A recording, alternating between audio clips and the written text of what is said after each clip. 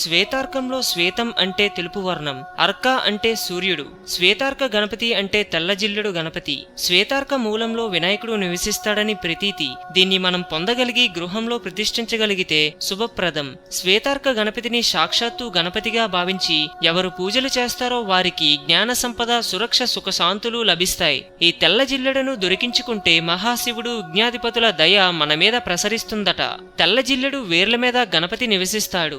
ఈ వేర్లు కొన్నిసార్లు ఆకృతిలో సైతం గణేశుణ్ణి పోలి ఉంటాయి. అందుకే చాలా మంది తెల్లజిల్లెడును పరమ పవిత్రంగా భావించి తులసి మొక్కలా ఇంట్లో నాటుతారు. ఈ మొక్క గనుక ఉంటే ధన ధాన్యాలు పుష్కలంగా లభిస్తాయట. ఆలోచనల్లో పరిపక్వత వస్తుందని, ఎవరైనా హాలి తలపెట్టినా అలాంటిది దుష్ప్రభావం చూపకుండా వారి ప్రయోగాలే నశిస్తాయని ప్రతీతి. ఇళ్లల్లో జిల్లెడు మొక్కలు ఉండకూడదు అనేది ఒక అపోహ మాత్రమే. నిజానికి శ్వేతార్కం లేదా తెల్లజిల్లెడు మొక్క ఇంట్లో ఉంటే ఇక వారికి దారిద్ర్యం అంటే ఏమిటో తెలియదట. జిల్లెడు మొక్కలు అధికంగా ఉన్న ఊళ్ళో పంటలు బాగా పండుతాయంటారు.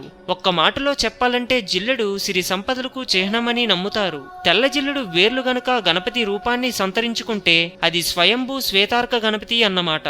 జాతక చక్రంలో సూర్యగ్రహ దోషాలున్నవారు, జాతక చక్రంలో సూర్యుడు నీచస్థితిలో ఉన్నవారు, ఇంటికి నరదృష్టి ఉన్నవారు, వీధిపోటీ ఉన్నవారు సర్వకార్యసిద్ధి కొరకు శ్వేతార్క గణపతిని గృహంలో ప్రతిష్ఠించి పూజించాలి.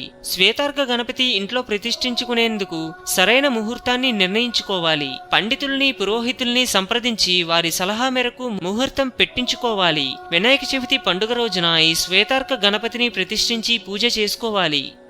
హిందూయిజం గురించి మరెన్నో గొప్ప గొప్ప విషయాలను తెలుసుకోవడం కోసం మా ఛానల్ని సబ్స్క్రైబ్ చేయండి. ఈ వీడియో మీకు నచ్చినట్లయితే లైక్ చేయండి, షేర్ చేయండి.